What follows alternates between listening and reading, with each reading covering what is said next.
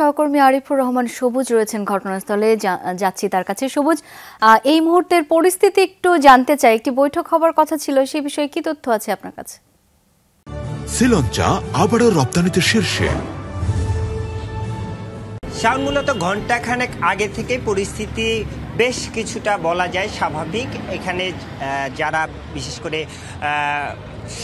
Suhrawardy college এবং কবি নজরুলের যে শিক্ষার্থীরা ছিল তারা দুপুরে পরপরই তারা এইখান থেকে চলে যায় বা পুলিশ তাদেরকে সরিয়ে দিতে পেরেছিল। এরপর থেকে এই জায়গাটি অর্থাৎ ডক্টর মাহবুবুর রহমান মোল্লা কলেজের সামনে শিক্ষার্থীরা জড়ো হয়ে, এই কলেজের যে শিক্ষার্থীরা তারা জড়ো হয়ে আসলে তাদের মধ্যে এক ধরনের উত্তেজনা বিরাজ করছিল। তাদেরকে পুলিশ শান্ত করার চেষ্টা করছিল, সেটিও আসলে পুলিশ এইখানে যারা জড়ো হয়েছিল যে শিক্ষার্থীরা তাদেরকেও সরিয়ে দিতে সক্ষম হয়েছে।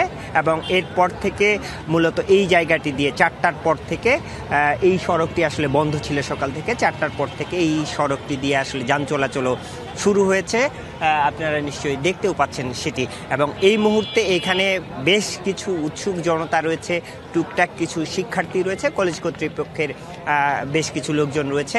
তারা মূলত কিছুক্ষণ আগে ভেতরের তাদের যে ক্ষয়ক্ষতির যে জায়গাটি, সেই ক্ষয়ক্ষতির জায়গাটি নিরূপণের চেষ্টা করছিলেন এবং তাদের যে হিসাব তারা বলছেন যে 7 কোটি টাকারও বেশি ক্ষয়ক্ষতি হয়েছে, জিনিসপত্র ভাঙচুর করা হয়েছে, আসলে ভেতরে একেবারে তছনছ করে ফেলা হয়েছে, এরকমটি তারা বলছেন। আমরা ছবিতেও বিভিন্ন আমাদের যে ছবি রয়েছে সেই ছবিতেও কিন্তু আমরা সেই রকম চিত্রই দেখতে পেয়েছি। এখন মূলত সন্ধ্যার পর আমরা যতটুকু জানতে পেরেছি, ডিসি অর্থাৎ উপকমিশনার কার্যালয় ওয়ারি বিভাগের সেখানে একটি বৈঠক হওয়ার কথা রয়েছে। সেই বৈঠকটি হয়তো এর মধ্যে শুরু হয়ে গেছে, অর্থাৎ এই মাহবুবুর রহমান মোল্লা কলেজের পাশাপাশি সরওয়ার্দী কলেজ এবং কবি নজরুল যে কলেজ কর্তৃপক্ষ রয়েছে, 3 কলেজ কর্তৃপক্ষের শিক্ষক, শিক্ষার্থী এবং পুলিশ, তাদের মধ্যে একটি সমঝোতা বৈঠক হওয়ার কথা রয়েছে। সেই বৈঠকটি হলে হয়তো একটি এই যে চলমান গত কয়েকদিন ধরে একটি অস্থিরতা বিরাজ করছে সেই জায়গাটির হয়তো অবসান হবে। তবে এখানকার যারা মাহবুবুর রহমান মোল্লা কলেজের যে শিক্ষার্থীরা তারা যেটি বলছেন যে তারা মূলত বলছেন যে এখানে মূলত ন্যাশনাল মেডিকেল কলেজের একটি উস্কানি রয়েছে, তাদের উস্কানিতেই এই ঘটনাটি এত দূর পর্যন্ত এসেছে। তারা বলছেন যে অভিজিৎ হাওলাদার নামে যেই শিক্ষার্থী মাহবুবুর রহমান মোল্লা কলেজের শিক্ষার্থী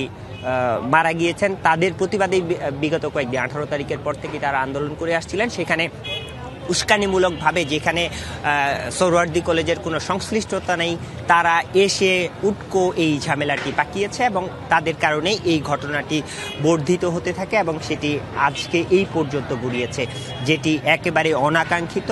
এবং এই অনাকাঙ্ক্ষিত ঘটনার জন্য এইখানকার যারা শিক্ষার্থীরা রয়েছেন, মাহবুবুর রহমান মোল্লা কলেজের শিক্ষার্থীরা, তারা ন্যাশনাল মেডিকেল কলেজকে দায়ী করেছেন এবং তাদের উস্কানিতেই এই ঘটনা ঘটেছে, তাদের দৃষ্টান্তমূলক শাস্তি দাবি করেছেন তারা। তবে এখন যেই পরিস্থিতি, এখানে বলা যায় যে একেবারেই পরিস্থিতি স্বাভাবিক। এইখানে ঢাকা সিলেট মহাসড়কটি যেটি সকাল থেকে বন্ধ ছিল সেটি দিয়ে যান চলাচল শুরু হয়েছে, শুধুমাত্র উৎসুক কিছু মানুষ এখানে ভিড় করছেন।